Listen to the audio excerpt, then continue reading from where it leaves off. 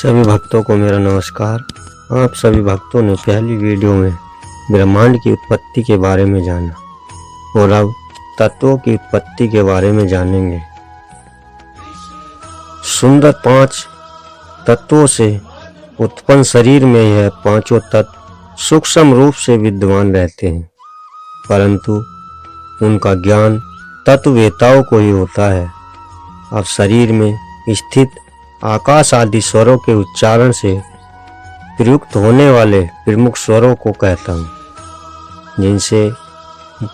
जिनके ज्ञान से हंस 4 स्वरूप से निकाल कर ज्ञान होता है। गुहा से ही परम गुहा उपकार और लाभ को व्यक्त करने वाला यह सुहद ज्ञान सभी ज्ञानियों के मस्तक पर अलंकित मणि के समान होता है। यह सुहद ज्ञान सूक्ष्म से सूक्ष्म स्तर होते हुए भी जानने में सुबोध और सत्य की प्राप्ति को करने वाला है। नास्तिकों को तो यह आश्चर्य प्रतीत होता है, परंतु आस्तिक पुरुषों के लिए आधार स्वरूप है। शिष्य का लक्षण यह है कि वह शांत, सुहद, सदाचारी, गुरुभक्त, हठचित और कृतज्ञ ही हो। ऐसे शिष्य को ही सुहद का ज्ञान दे। दुष्ट, दुर्जन, क्रोधी, नास्तिक, गुरु कल्पित गामी, बलहीन और दुराचारी को सुहद ज्ञान नहीं देना चाहिए। और अब ज्ञान के बारे में आप सभी को बताएंगे। हे भक्तों, शरीर में रहने वाले इस श्रेष्ठ ज्ञान को कहता हूँ, तुम श्रवण करो। इसके जान लेने से ही सर्व ज्ञान प्राप्त होता है। स्वर में ही देव, स्वर में ही शास्त्र और स्वर में ही श्रेष्ठ गंधर्व, विद्या, संत इत्यादि हैं। और स्वर में यह संपूर्ण त्रिलोकी बसी है और स्वर ही आत्मस्वरूप है।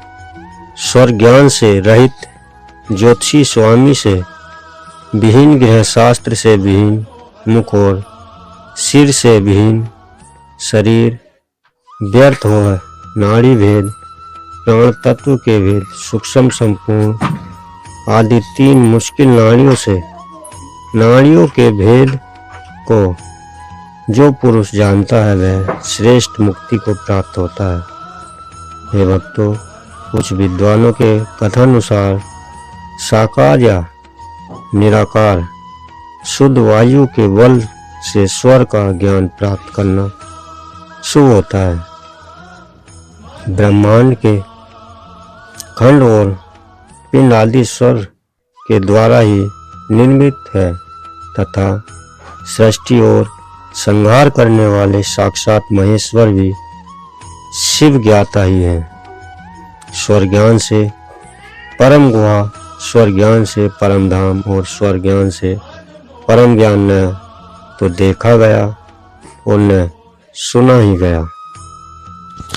स्वर के बल से ही शत्रु का हनन, मित्र का समागमन, लक्ष्मी की उपलब्धि, कीर्ति एवं सुख की प्राप्ति होती है।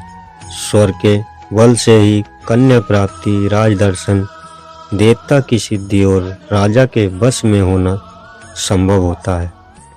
स्वर के बल से परदेश गमन और भोजन होता है और स्वर का बल ही लघु शंका व दीर्घ शंका का अर्थात मल का निहरण होता है। इन सभी ज्ञान को अर्जित करके सद्गुरुदेव श्री स्वरूपानंद जी महाराज ने अपने मुखारविंद से सभी भक्तों के हित के लिए दर्शाया है और इस ज्ञान को अर्जित करके अपने आप में देखते हुए 2 ग्रंथ तैयार किए हैं। Number 1 Swaroopanand Bhajanmala, number 2 Swaroopanand Udaymala. सभी भक्तों के मार्गदर्शन के लिए बहुत ही लाभदायक है।